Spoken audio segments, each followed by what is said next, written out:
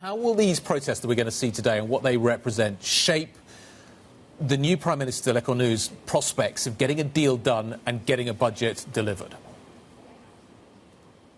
So, as you say, it really is about it being a show of force. And the question is going to be, can the unions get a lot of people to turn out? And the numbers, if they're very big, say, around 1 million, that would, people on the street, or people on the street plus strikers, that would probably be a pretty good result for unions and show that they really can weigh on the political decision-making, on the budget decision-making, and would really reinforce sort of the parties that some of these unions are aligned with. There's the biggest union, the CFDT, is sort of a center-left union that's pretty closely aligned with the Socialist Party.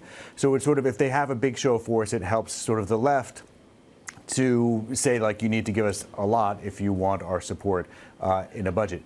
If, on the other hand, not that many people strike, not that many people show up for these marches, that weakens their position, their bargaining power, and maybe strengthens sort of the right in their effort to say, like, oh no, actually you should really be focusing on us in terms of trying to get any sort of budget through. So that's really sort of the way it's going to work out. There's nothing specific that they're really trying to get out of today's marches. It's a protest against a budget that no longer exists because it was presented by the prior government. So it really is, it's more sort of like, can we mobilize our people and show you that we can mobilize them? Alan, so is it really less about the numbers that show up today and more about perhaps those striking and those opposed to this fiscal consolidation having a straight message? I mean, yes, they have a message, which is that we want less of what François Bayrou, the prior prime minister, proposed, which was big budget cuts and some tax increases to try to really reduce the deficit pretty sharply between 2025 and 2026. And but there's no budget proposal on the table at the moment other than this prior one, which again, as I said, was the previous government's. And so there's not.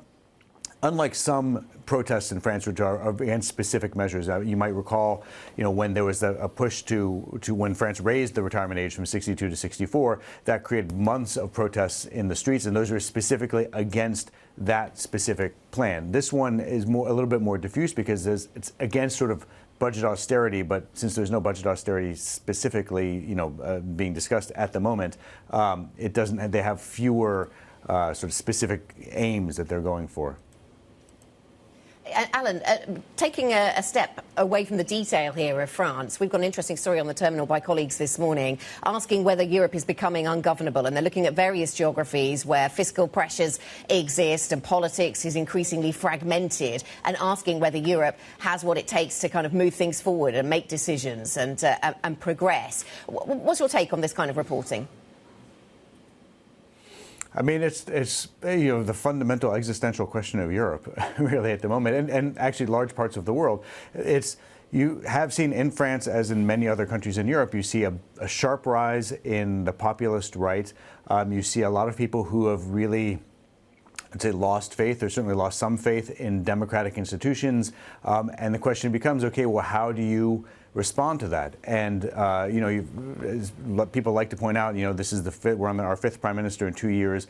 In France, but France is not the only place that's having either serious trouble getting through budgets or trying to sort of figure out how they're going to govern. You have issues in Spain, you have issues in the UK with the rise of Nigel Farage's party. You have issues in Poland, which seem to have pulled back from a populist towards a more centrist government, but then elected a populist president, even if he has less power than the prime minister does there.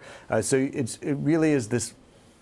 It's a very difficult road that that Europe has to go down to try to create a sense of belief in institutions that it had 10, 20, or 30 years ago that really seems to have fallen away. And that's what the story describes and discusses.